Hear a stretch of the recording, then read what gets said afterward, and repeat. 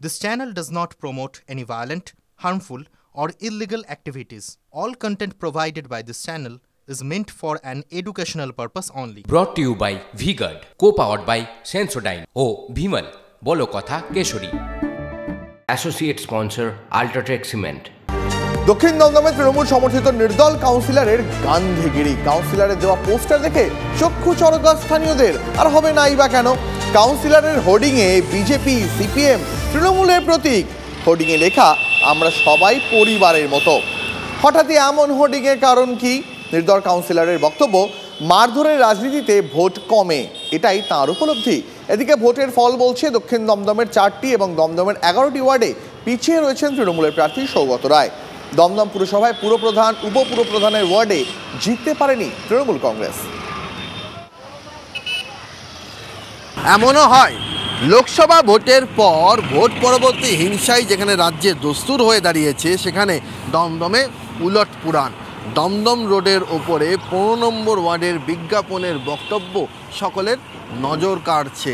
যে হোর্ডিংয়ে স্পষ্টতই দেখা যাচ্ছে যে বিরোধী সব দলের প্রতীক সহ সেখানে লেখা আছে, এইবার নির্বাচনে যে সামান্য কজন মানুষকে সঙ্গে পেলাম না ভাই, আপনারা সাথে থাকলে আগামী দিনে কাজের মাধ্যমে তাদেরও মন জয় করতে পারবই। কে বলছেন এই বক্তব্য? এই বক্তব্য জানাচ্ছেন 15 নম্বর ওয়ার্ডের নির্দল কাউন্সিলর দেবাশিস বন্দ্যোপাধ্যায় ওরফে ফুচু, যিনি গত পুরসভা নির্বাচনের আগেও তৃণমূলের সঙ্গে যুক্ত ছিলেন। এখন নির্দল হলেও তৃণমূলের সঙ্গে তার সখ্যতার সম্পর্ক বহাল রয়েছে বলেই তার ঘনিষ্ঠ শিবির জানাচ্ছে। সেই নির্দল কাউন্সিলর এমন বক্তব্য জানাচ্ছেন, তবে কি সেই বক্তব্যের মাধ্যমে তার সতীর্থদের যারা এখনও তৃণমূলে আছেন তাদের খোঁচা দিলেন দেবাশিস বন্দ্যোপাধ্যায়? বিরোধীরা বলছে এসব কিছু নয়, এসবই আসলে প্রচারের মোড়ক। তৃণমূল এবং তৃণমূল ঘনিষ্ঠ নির্দল কাউন্সিলর যা আগে ছিলেন তা এখনও আছেন। পরিবর্তন শুধু হয়েছে হোর্ডিংয়ে, আর কোথাও নয়। ক্যামেরায় দেবব্রতর সঙ্গে সৌরভ দত্ত, TV9 বাংলা, দমদম। আমি একটা ব্যালট দিয়ে সবার কাছ থেকে মতামত নিয়েছি যে আমার কি করা উচিত। আর নির্দল দাঁড়িয়ে আমি 96% ভোট পেয়েছি। তাহলে আমি তখন মনে করেছি যে এই 96% ভোট তো শুধু তৃণমূলের ভোট না, এই 96% ভোট সাধারণ মানুষের ভোট। তারা ব্যক্তিগত কাজ করেছি বলে সিপিএম, বিজেপি, কংগ্রেস, তৃণমূল তারা আমায় ভোট দিয়েছে।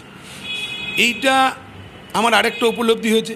এবং যখন আমি এই ব্যালট দিলাম যে আমার কি করা উচিত, দলে জয়েন করা উচিত কি না, তখনও দেখেছি বেশিরভাগ মানুষ আমায় বলেছে তুমি যেরকম আছো সেরকমভাবেই থাকো।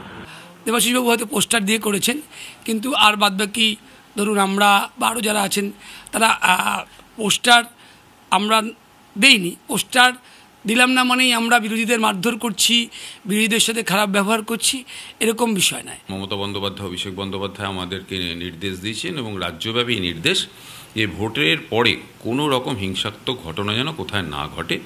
তো সেই হিসাবে আমরা সেই পথই অবলম্বন করে চলেছি। এবং সাধারণত তৃণমূল জয়ী হওয়ার পর ম্যাসিভ আকারে আজ পর্যন্ত কোনো ভোট পরবর্তী হিংসাত্মক ঘটনা ঘটেছে বলে আমার মনে হয় না।